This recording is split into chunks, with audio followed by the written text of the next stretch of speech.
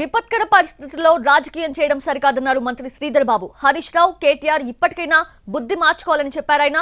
ప్రజలపై ప్రేమ ఉంటే ప్రతిపక్ష నేతలు కూడా సహాయక చర్యల్లో పాల్గొనాలని పిలుపునిచ్చారు.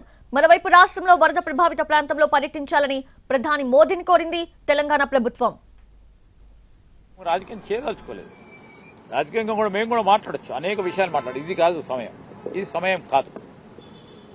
ఇప్పటికైనా మానుకోండి. ఇప్పటికీ ఈరోజు మేము చెప్తా ఉన్నాం, మీకు ప్రజల పట్ల ఏ విధమైన ప్రేమ అభిమానం ఉంటే మీరు కూడా పోయి సహాయక చర్యల్లో పాల్గొనండి. ఎందుకంటే ప్రకృతి వైపరీత్యనప్పుడు అందరూ పాల్గొనాల్సిందే. ప్రభుత్వ యంత్రాంగంతో పాటు మీరందరూ కూడా పాల్గొనాల్సిన అవసరం ఉంటుంది.